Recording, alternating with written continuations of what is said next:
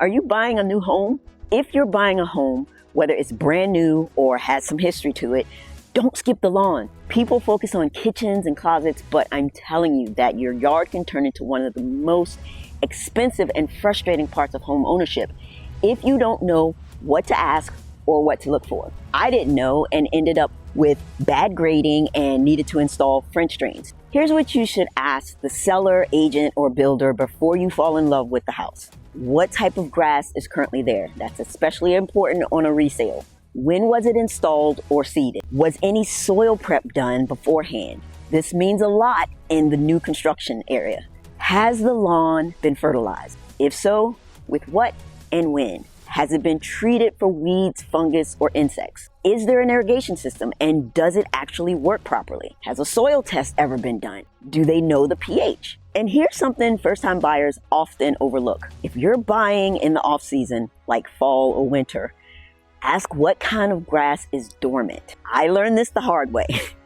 I did a full renovation with 𝗕𝗂𝘆 in the spring.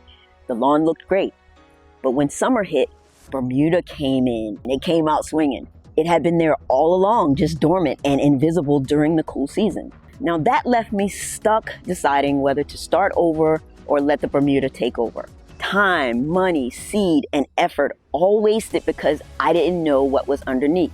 Now let's talk about what to look for when you walk the yard. Don't just admire the fence and daydream about fire pits. Pay attention to these red flags. Bald or patchy spots. That could mean compacted soil, poor seed, or neglect.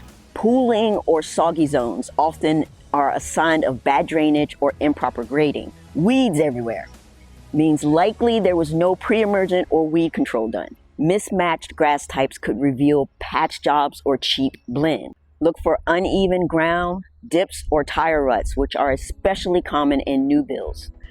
Let's dig into that last one because new construction lawns are a whole thing. Builders are notorious for laying sod over rock-hard clay, leftover debris, and they do zero soil prep. Even worse, they often don't grade the yard properly. You'll end up with dips, bumps, or slopes that cause water to pool or wash out. Fixing that after you move in, that's top dressing, regrading, drains to divert water, and possibly heavy equipment. Check it out now before it becomes your problem. One more trick, look at the neighbor's lawns. If theirs are lush and yours is struggling, the issue probably isn't the weather. It's the fact that yours probably wasn't cared for. And remember, fixing a bad lawn takes time, effort, and repeat treatments. Sod might need to be ripped up. Full lawn renovations are no joke and not cheap. So don't assume a green lawn means a good lawn. Look deeper. Bottom line, you're not just buying a house. You're buying the dirt, the drainage, and the decisions someone else made about this lawn. Ask questions, walk the yard, pay attention, even in the winter. Because if you miss the lawn now, it could cost you later big time. If you want smart lawn care advice that cuts through the fluff, hit subscribe.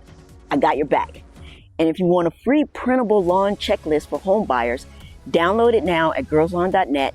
That checklist could save you money, time, and major headaches.